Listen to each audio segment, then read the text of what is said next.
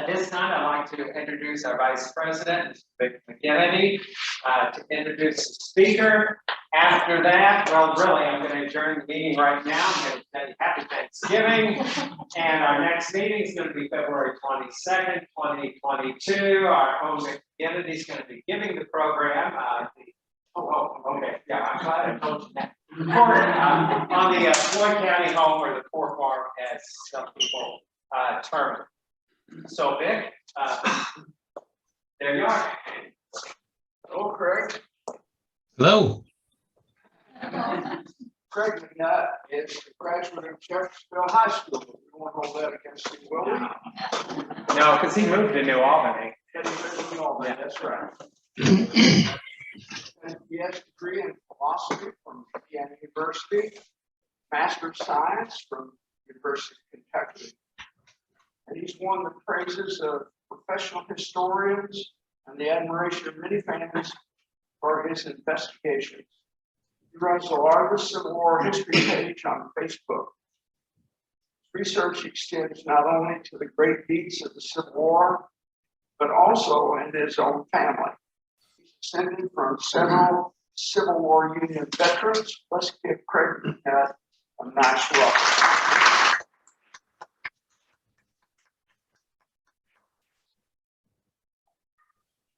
Okay, can everyone hear me okay? Yes. Very good. Great. Well, I do wish I could be there. I truly do. Dave did mention that we ended up finding ourselves moving to the Dallas-Fort Worth area a couple months ago. My oldest daughter and my grandkids live in Fort Worth, and a nice job came available that was kind of hard to turn down. And so this is the first year we don't have to travel for Thanksgiving in quite a few years. So it's nice to be here, but certainly miss Southern Indiana. We recently wrapped up living a year in New Albany. I grew up in Jeffersonville, went to high school at Jeffersonville High School, and then went to IU Southeast and studied under Dr. Curtis Peters at IU Southeast. And I don't know if he's in the audience, but hello if you are, Dr. Peters. And so did graduate school away from the area, and but we love Southern Indiana very much. And so when I moved back to Southern Indiana in July of 2020, I kind of fell into about a 6 to 9 month distraction of deep diving into the New Albany Daily Ledger, which was published prior to the Civil War, and of course all 4 years of the Civil War, the Daily Ledger was published. So what I ended up doing is I ended up just very much deep diving into it, and I literally read through every issue for all 4 years of the war about 4 or 5 times during a short period of time, or maybe 2 or 3 months. And as I kept doing that, now when I say that, let me clarify. I focused on page 2, which usually it's a 4-page paper. You have the first page, which is sort of more general, national, sometimes world news. Page 2 ends up being very much local news, and then page 3 and 4 are generally more of advertisements and classifieds. Pardon me, I am a little bit under the weather, so you'll hear me cough a little bit every now and then. But so what I did is I focused on really paying attention to page 2 during the 4 years from 1861 to 65. And I wasn't really sure what I was going to find. And to my delight, I found way more than I ever expected. So much of it has caused me to focus on several things related to Southern Indiana. The ledger would, obviously it would cover news about not just New Albany, but Louisville and Jeffersonville, Madison, Evansville, so on and so forth. And what I ended up doing is, the reason I read it 3 or 4 times maybe is because I would go through and I would put like a lens on, and I would read through the entire 4 years. Maybe one lens was, medical, hospital, the wounded, news like that. And then what I would literally do is when I would find excerpts or articles or whatever, announcements, blurbs, I would literally extract and transcribe every single mention chronologically on various themes. And so I have quite a bit of research that I'm not real sure what I'm going to do with it just yet. But one of the things I am doing is giving presentations occasionally. And so that's what this presentation this night allows me to do, is I'm going to focus on the New Albany military hospital experience during the American Civil War. And I want to state right at the very beginning that I owe so much to Dave Barksdale for his help. If I had maybe if he had $1 for every time he answered an email, he would be a much richer man. I'm telling you, he is just tremendous asset, as I'm sure most of you, if not all of you, know that, and very much indebted to him. If there are any errors in this presentation, they're completely on my part, not on his part. He has been just an incredible asset. So here we go. So a little bit about my background is I did graduate from Jeff High and studied philosophy under Dr. Peters. And I've been lecturing and writing and lecturing on the Civil War for about 20 years. I do pretty much Civil War roundtables and historical societies and things like that. And again, what I'm specifically on this particular presentation, obviously, relying on heavy hitters like Dave and Pam Peters. As I mentioned, I read through every issue of the Daily Ledger about 3 or 4 times. And but I also consulted, not as extensively, but I also consulted the Louisville newspapers, Evansville, and other local or nearby period newspapers, as well as the Perryville Battlefield Archives, the Filson Historical Society, and then I've managed to collect a few artifacts and documents along the way. So far, what I've done is I've completed a sort of a broader perspective on the Civil War's impact on New Albany. That prints out to about 65 pages. You'll see some of the, when you see it says keyword searches. So what I would do is I would pay attention to different keywords and just made sure every single time I saw anything related to these that I extracted that content and put it into a Word document. So anything related to Camp Noble, all of the variety of Indiana military units like the 23rd, the 38th, so on and so forth. Even city economics, I've really found some really interesting information when it comes to the business and economic climate in Southern Indiana, particularly New Albany. So you can see some of the themes that I've focused on. And then this presentation is really immersed from just extracting anything and everything just related to the military hospital experience. That prints out to about 45 pages, the other one about 65 pages. And I used to live in Nashville for a fair bit of time, from 2000 to 2016. And when, eBay, I believe, came out in 2001, and I started buying Civil War letters and documents and images then. And particularly, I just, for whatever, I just became fascinated with soldiers' letters of wounded soldiers in hospitals, military hospitals in Nashville. So I have a presentation on the Nashville military hospital system that is over 200 slides. So I'll spare you that tonight. But Nashville was a major hospital system, which we will even address a little bit tonight. And Dave will have to give me the source of this picture, but I've seen it before, of course. Probably most of you have too. Just a beautiful shot of New Albany around 1850. Of course, it's a painting. So let me start out and just give you the context for the New Albany military hospitals. So first of all, New Albany was a core part of what was the central nervous system for the military hospitals in the Western Theater. The Civil War is divided into, the activity in the Civil War is sort of divided into three main theaters. The Eastern Theater, which primarily focuses on the Eastern Seaboard. The Western Theater, which is everything between the Eastern Seaboard and to the Mississippi River, and north and south, obviously. And then you have the Trans-Mississippi Theater. So the Western Theater is sort of like the middle part of the country.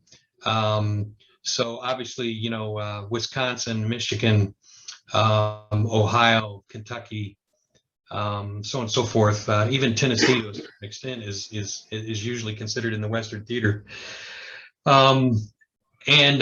So this New Albany's story has to be firmly set in understanding its role in that Western Theater, which I'm going to cover tonight. She was also, New Albany was intricately linked to other key centers, and these are military hospital centers, including Indy and Cincy to the north. St. Louis was a massive military hospital system out in what, you know, obviously west of Louisville, and then, as I mentioned, Nashville down in the south. Here's a stat that I was real curious to finally get to, and that is, in my estimation, New Albany treated at least 10,000 patients during the Civil War. Considering the Western, the upper half of the Western Theater, which is where the New Albany central nervous system is, the upper half of the Western Theater. The upper half of the Western Theater treated about 50,000 patients, and so New Albany herself treated 10,000, 1 out of every 5 patients in the upper part of the Western Theater. New Albany's military hospital system was very strongly supported by other Indiana communities across the state.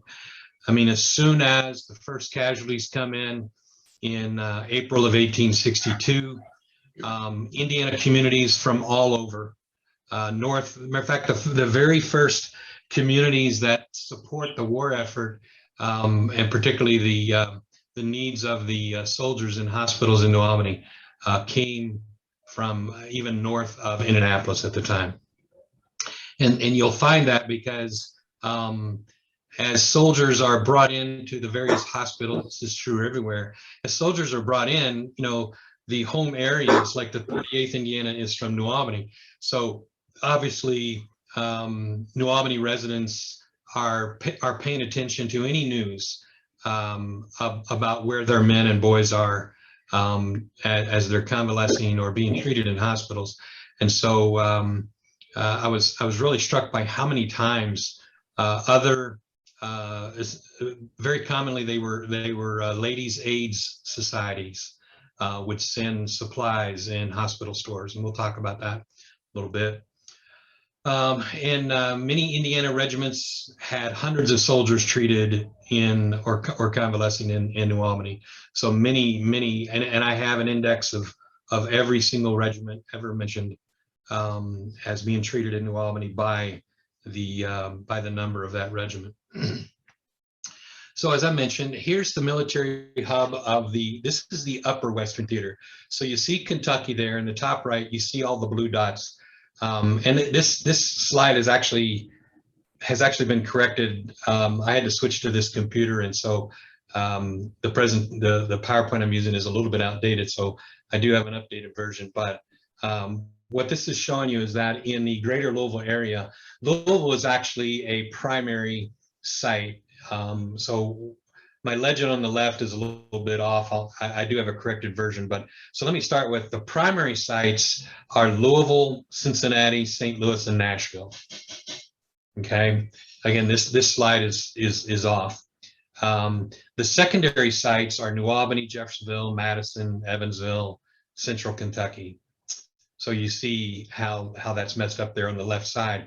But what you need to see is that right there, smack dab in the middle, is Nashville. Nashville, for those of you that don't know, Nashville fell as a Confederate. It was a major Confederate capital. 5 major railroads coming in and out of Nashville. Nashville fell in February of 1862, captured by Ulysses S. Grant and his army, coming from the Fort Donelson, Fort Henry location, making their way down to Cumberland.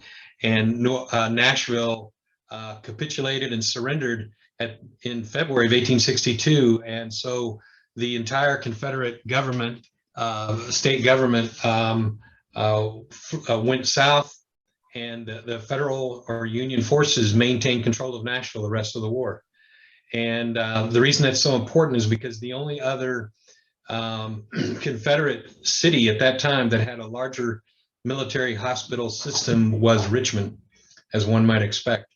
And Nashville became, Nashville had over 20 military hospitals at any given time. New Albany had 11 at its peak. Nashville would typically have 20 at a time. And so when the Federals captured Nashville, they inherited a major medical hub, if you will, and that impacts for the rest of the war the amount of soldiers that are being treated as they are being, as soldiers in battles are taking place all around Tennessee and then Mississippi, Alabama, Georgia, and what have you. Soldiers are first brought to Nashville, and when Nashville is full with the soldiers in their beds, they would send them up north to Louisville, and then of course Louisville being part of the central nervous system there that you see. So you see Jeffersonville, New Albany, Madison, and Evansville all were had significant military hospital operations taking place. Hospital number one, I mentioned that New Albany had 11 at its peak. The first hospital was, the first 3 were public schools. And again, so much of this information I'm just indebted to Dave Barksdale for. So hospital number one, just saw this picture. I think Dave sent it to me yesterday or today. Had never seen that picture before myself. And so this is public school number one, hospital number one. What I've done is I've only highlighted my extensive files has much more information, but I've highlighted when I found the names of surgeons and or assistant surgeons and stewards and what have you. I've codified those now, and we now know the names of pretty much most, if not all, of the doctors. And we'll talk about how many doctors and nurses and hospital staff the New Albany system had. Here's hospital number 2, which is was on West Market Street. Again, this was a new image I'd never seen before. Again, thanks to Dave. Public school number 1. Hospital number 3 is the West Spring Street Public School number 3. Again, shows you the surgeons. Most hospitals that New Albany had would have anywhere from 2 to 4 surgeons typically. There was a lead surgeon, and then there were assistant surgeons. And occasionally I could find that a matron of a hospital was mentioned. So Mrs. Molly Beard, I'd love for, if someone has, by the way, if anyone has done, if anyone has any questions that they want to email me or information they want to share, I'll remind you of my email, but it's real simple. It's telling history, like it's one word, telling history at Yahoo.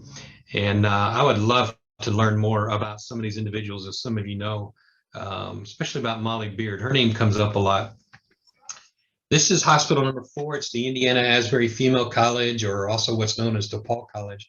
The African-American soldier on the left, I believe his name is Private Allen. He was a patient in hospital number 4. You see the little excerpt of a letter. I was able to acquire a letter off of eBay a few years ago that was written by a patient in hospital number 4, which was a Corps d'Afrique hospital. In other words, it was a hospital for Black soldiers. So beautiful image of what DePaul DePaul College looked like. And I believe Mr. DePaul, if I'm not mistaken, is buried over there at Fairview. I believe he has the largest marker, if I'm not mistaken. Jim Munford could probably update us on that for sure, but he was very wealthy, extremely wealthy at the time of the Civil War.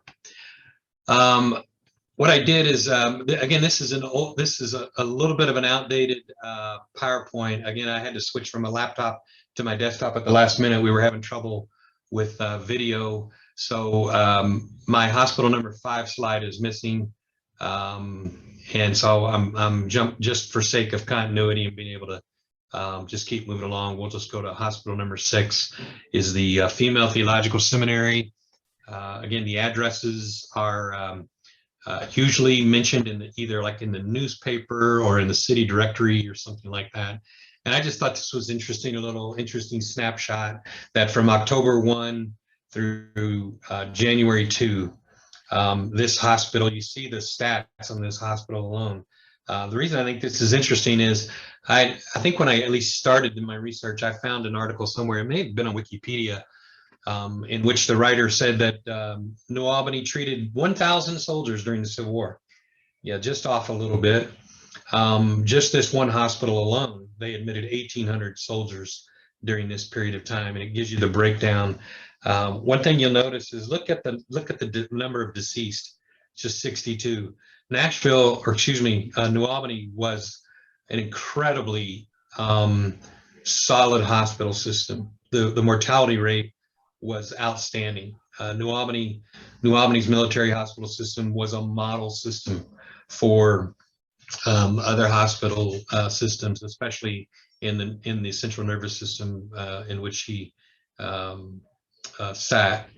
Hospital number 7 is the Scott and Brindley building. At least a portion of that building still stands. That's a beautiful image. I would love to have seen that in real in person. I had to skip again my other presentation. I cover 8. We don't have actually. I believe Dave has just updated hospital number 8 with at least the location of that. But I'll have it. I can forward an updated PowerPoint of this to the society, and then I have a 25-page kind of like notes in chronological order that this entire presentation is based on. That if anyone wants that, if you'll again email me tellinghistory@yahoo.com, I'll be glad to send you the research notes that this presentation is based on. So most people are familiar with this, Woodward Hall, hospital number 9. It was a very common, a very, very famous spot, common spot in downtown New Albany for plays and what have you. There's a little piece of a broadside of Paradise Lost that was performed there. I haven't been in that building yet. I would love to be. I'd love to go in there. I'm sure many of you have been in there. Hospital number 10 is the old patent bagging factory, which still stands. It probably looks pretty close to that because I got this off of Google Earth earlier, and I understand it was just purchased. I'm not sure what the new owner is going to do with it, but I remember when I first moved back to New Albany in July of 2020, and I drove past this, and I told my wife, I said, I'll tell you right now, that was a Civil War hospital, and only learned just a few months after that indeed it was. I just think that is a beautiful structure. So those are. There's actually an 11th hospital that, again, I don't have a picture for. It was called the National Hotel. Again, it's in my updated presentation. So there were 11 buildings. And let me comment on this. There were actually more than that. There were 11 that were official, which means the government, the federal government, formally recognized these 11. But there are records, at least if the Daily Ledger is accurate, it mentions, oftentimes it'll mention many other places, a saloon, what have you, that were temporarily used. And you'll see why here in a minute. I'm going to show you the flow of casualties through the hospitals during the 4 years. And there were actually many more buildings than this. And then in some places, cots were put outside the buildings, as in hundreds of cots were put outside the buildings during some of the peak times, and to help triage the wounded. So, but at least officially, the government would recognize 11 that are on our list. But then New Albany had 3 floating hospitals, or hospital boats. This is an actual shot. I think it's from Frank Leslie's Illustrated, if I'm not mistaken. The first two I want to point out is the Woodford and the Ohio. The Woodford began service in early April '63, and it was the first floating hospital that New Albany used, and it could accommodate 400 soldiers, which is quite a lot. You'll see here in a minute the typical patient census in the various hospitals. 400 is actually a lot. And then you get to the Ohio, and that floating ship, which appears when you see dates. Those are dates of act. If you go, if you look for on your own, if you look for the New Albany Daily Ledger and you find that given date, you'll see that on that date it mentions that the Ohio has 1,000 patients, and there's some of the doctors that are mentioned. Gives you an idea of the cramped conditions inside a floating hospital. And then the Nashville, I found this picture somewhere. It's a U.S. floating hospital. You can see it says there U.S. hospital. I'm so glad this image has survived. At the risk of insulting your intelligence, I'll read there. It says, in May '64, New Albany began using the floating hospital Nashville to treat the wounded and the sick. And an anonymous article in the May 26th Ledger describes the conditions on the boat as horrific. And it's fascinating when you actually stay tuned to the Ledger for just days on end. The news of this boat and the horrible, deplorable conditions are mentioned in the Ledger, and eventually the chief surgeon and the steward are eventually fired and replaced. And it's a really interesting story how that really happens. The conditions were vastly improved, though the boat itself, after they were replaced, the conditions were improved, but the boat itself remained in terrible condition. It could accommodate up to 1,000 soldiers and 500 men. Let's see, New Albany, looks like there's a typo in there. I apologize. New Albany served. Oh, okay, the New Albany served 500 men aboard it. So it could accommodate up to 100, but I think what this is saying is it maxed out at 500. Found this interesting note from the July 19. It's one of the very, very last mentions of anything related to the hospitals and what have you during the Civil War. All the sick and wounded on the hospital boat Ohio at this place were yesterday conveyed in ambulances to Louisville. The boat has been condemned, and this ends the military hospital in New Albany. Here, I was so delighted to find this. I get a subscription. If you don't, if you're kind of nerdy and you love Civil War images, I really encourage you to subscribe to Military Images. A dear friend of mine, Ron Coddington, who's a tremendous author and historian, he bought Military Images a few years back, and he just publishes the most phenomenal images. And a recent issue, I was so thrilled to find this. So here, matter of fact, it's the only image of a nurse that I've been able to find that so far, at least. So this is Carrie Wilkins Pollard, and she was a nurse aboard the Nashville, the floating hospital. So just so awesome that this image has survived, and it was just published in the Military Images magazine. Okay, so what I'm going to do is I'm going to show you this um, chart, if you want to call it. There were 6 casualty waves that New Albany endured during the war. So the first 3 hospitals are established at the very beginning in the winter and spring of '62, just before Perryville. I mean, just before the Battle of Shiloh. Shiloh happens in April of 1862, and 2 of the 3 hospitals right at the very beginning. One had 131 and the other had 63 patients, and most of them were these weren't wounded yet. They had different diseases and what have you.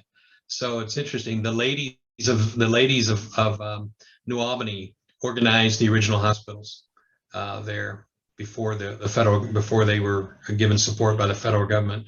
So now I'm just these notes here basically is the annotation to this right here. So you can see that Perryville takes place in October 1862, and at the time, I gotta see if I can move. I've got a graphic here. Yeah, I can move it. Okay.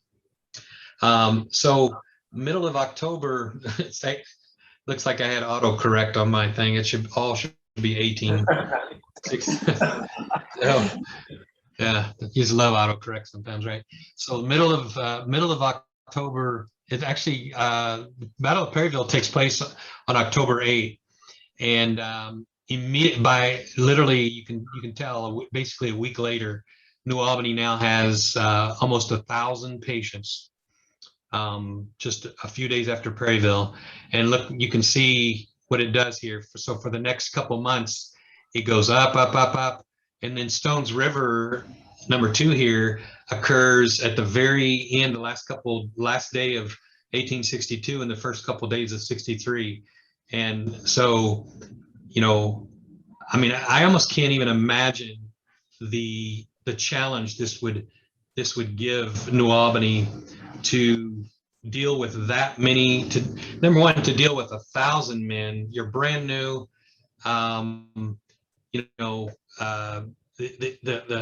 rapidity with which the system had to be set up and what have you is just mind-boggling to me. So the wave, starts with a full splash there in mid-October, and then you get right at January 1st, and now you have Stones River. And then you can see over the next few months, the patient census declines. These are actual numbers. What I did is I just kept a tally. Only a nerd would do this, but I love it. And I kept a tally of every time the hospital census was published in the paper. That's where these numbers come from. So Stones River is the first wave is Perryville, then you have Stones River. It goes down into April of '63, and you recall that's when the first floating hospital is the Woodward is used by New Albany, and then boom, the next one is the massive transfers from Nashville. Remember, I mentioned that Nashville was a very, very large hospital system, incredibly large.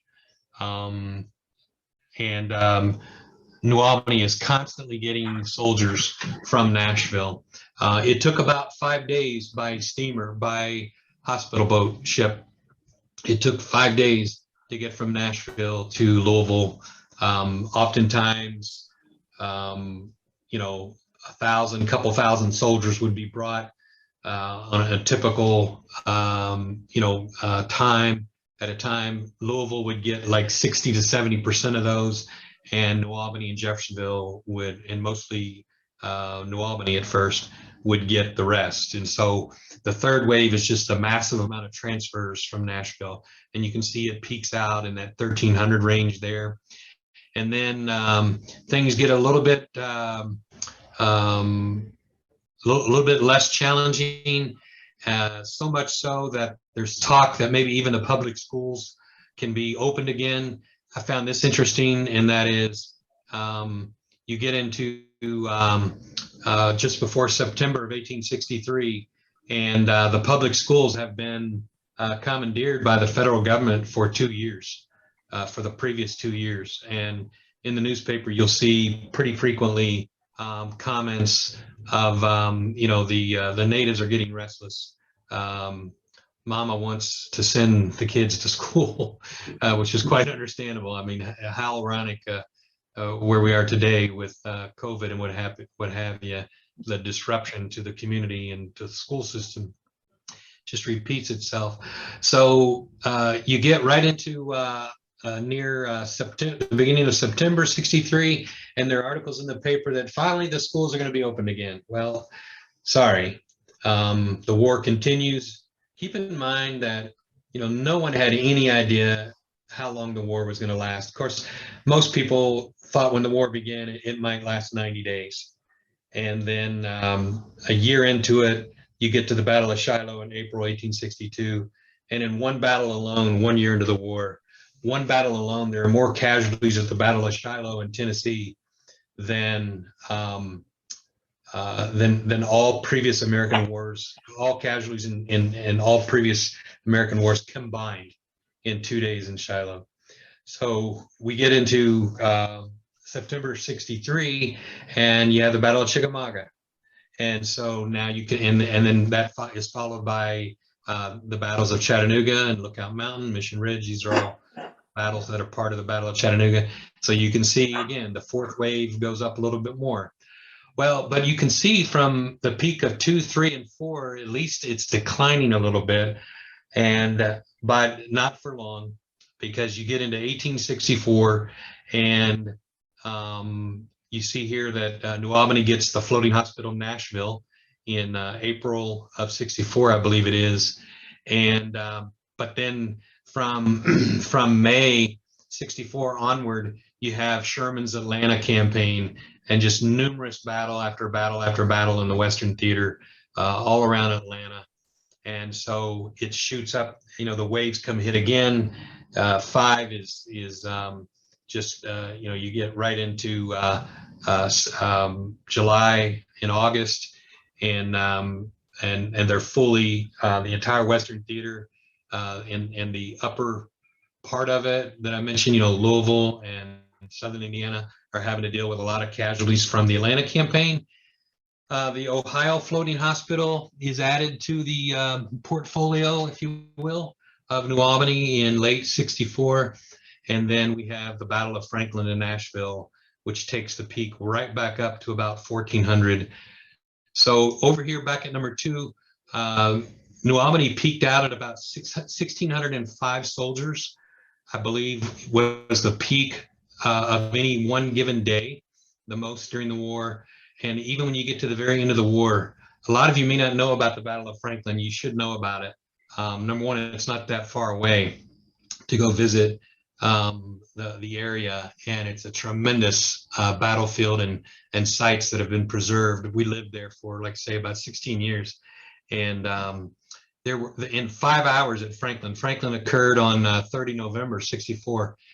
Most of it was at night, fought at night. In 5 hours, in a mile and a half width of battlefield, there are about as many casualties in 5 hours and a mile and a half wide as at the Battle of Normandy, which was 50 miles wide, and with hundreds of thousands of belligerents in Normandy. Most people, rightly so, have read a book or two on D-Day, and most of us are not real familiar with Franklin. I have presentations on the Battle of Franklin that I do for different settings.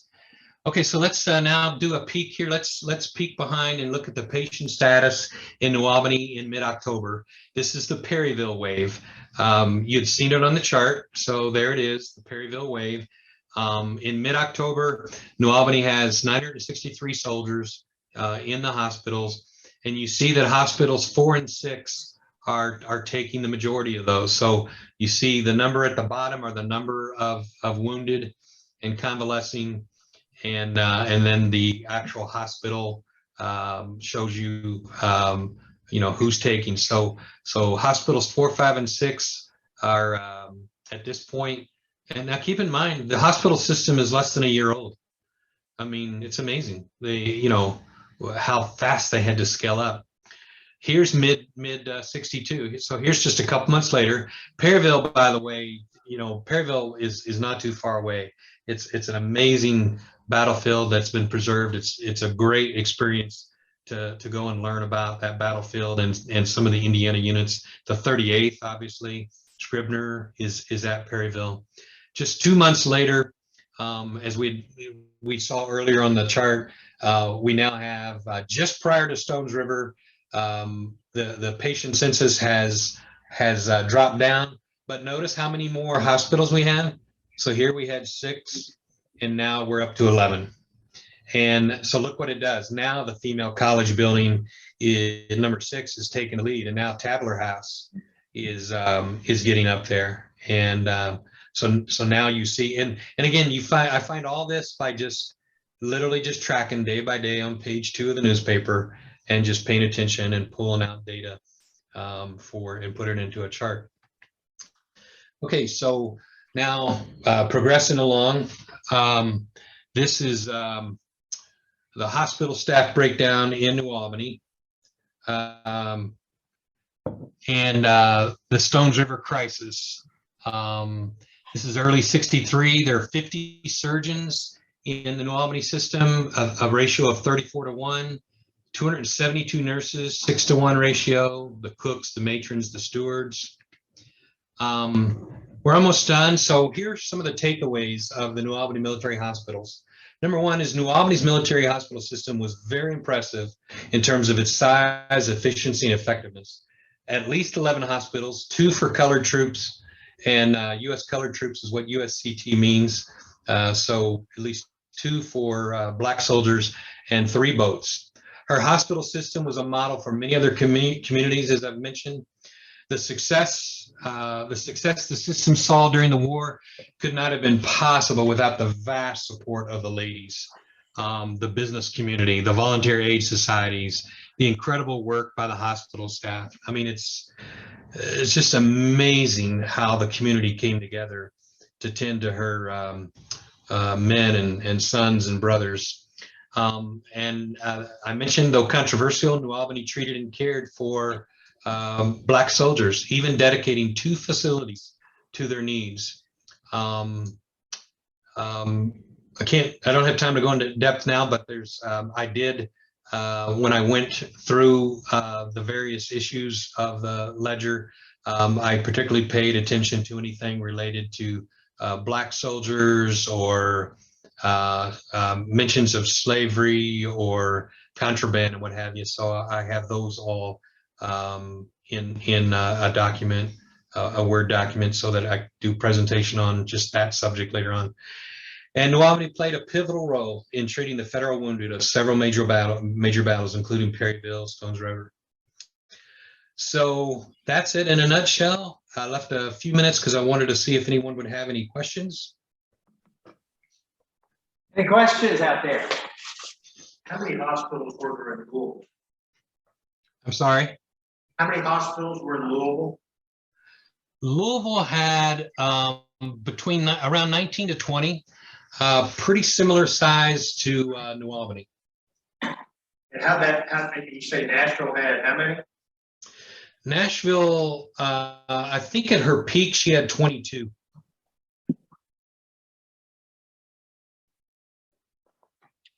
Madison, one thing I was surprised was Madison ended up getting some hospitals later in the war, and right after they opened, they immediately went up to 2,500 in their patient census. So wow, that was huge for Madison. Just Union troops? Just Union troops?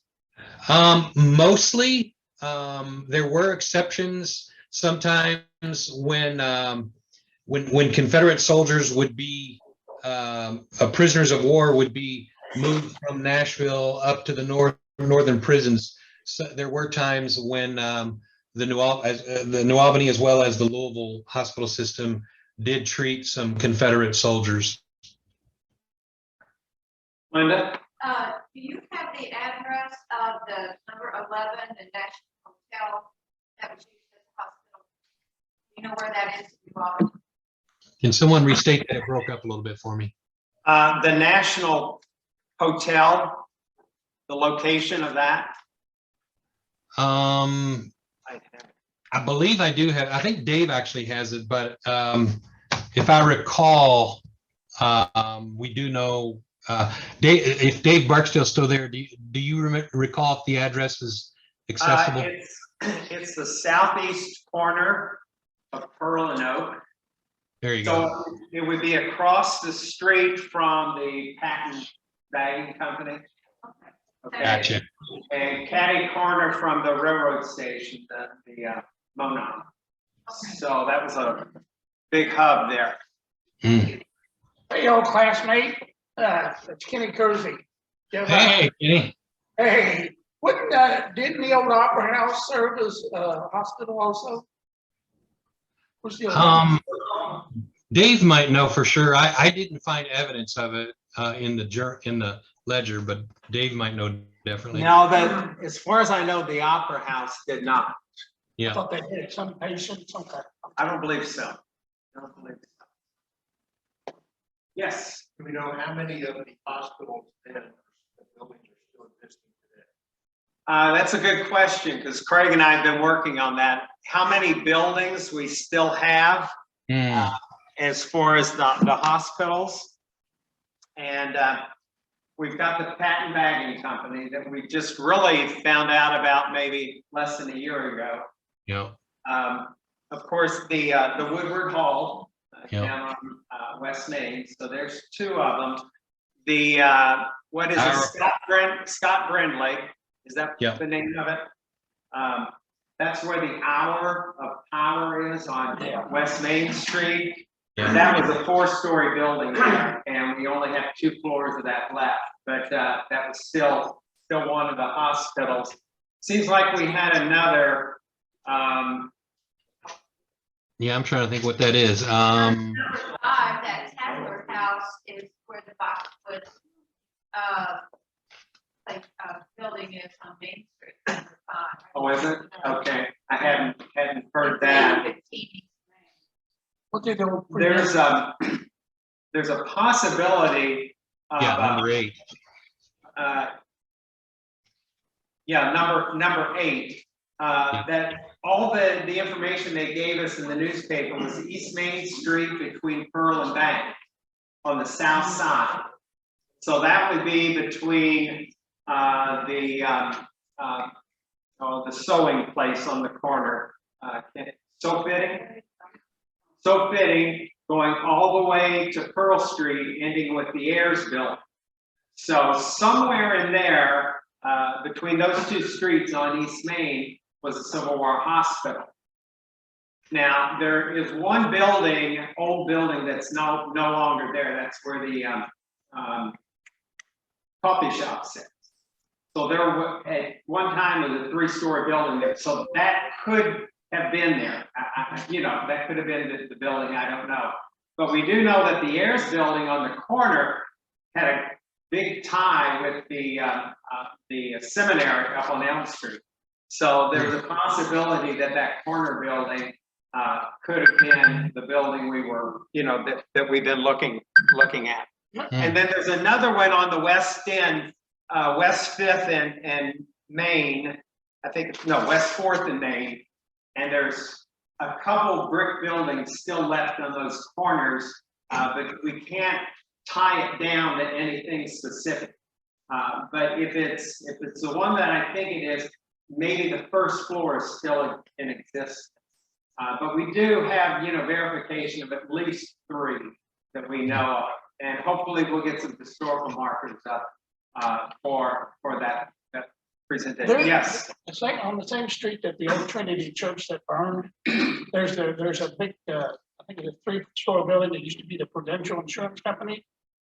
Wasn't that somebody? They told me that it was a Civil War. That was the addition to the Main Street School that Craig started out, and the Main Street School building burned 1937. the administration building that I term it as, or the insurance building, Yeah. that was put up like in 1905. Oh, well, they So told me, that would have been. they told me one time when I walked. in. Right, a lot of people have said that, but no, that was just an addition to that school building. So, yeah, there it is. And the administration building or the insurance building would be directly behind this. And it was attached to the back and faced Market Street. But this building's gone. This building's gone, yes, that burned in the 30s. Yep, yep. And what we think of as the insurance building or the Main Street School Edition is right there, okay? Well, they were essentially correct. Well, The building itself. Yeah, but, There. yeah, right. Any others? Hey, let me just share a real quick story. My favorite story that I found out of the ledger was the ladies would New Albany would often treat the soldiers to ice cream. Of course, they took care of them during Thanksgiving and what have you. And true story is I think it was in July of '63, if I'm not mistaken, the ladies went to one of the hospitals, I think it was hospital number 5, and they were serving ice cream to all of the soldiers. And so the ice cream was put onto, a simple little dish and then quickly taken throughout all the wards, set next to the tables. Most of the men were already in their room, either lounging or some, many of them in bed. And so they real quickly, the ladies, went through hospital number 5 and put the ice cream through all the wards and everything. And one of the ladies was coming back through, and she looked down the hallway and she noticed that this one soldier was still lying in his bed, in his cot he hadn't moved, and his blanket was basically covered up to his neck. And she noticed he hadn't touched his ice cream. So she went over to him and she basically said, I've noticed you haven't touched your ice cream yet. It's melting. Do you not like ice cream? And he said, if you will pull down my blanket, you will see why I can't eat it. And he had lost both his arms. And so she fed him his ice cream. Wow. Great story. Well, Craig, thanks again so much. There's still a lot out there to tell, I'm sure. Oh, there's so much more. And again, if anyone has any questions, email me at tellinghistory@yahoo, and I'll be glad to answer them, okay? Right. And when you get some more info, we'll have you back. Oh, I've got plenty more. Okay.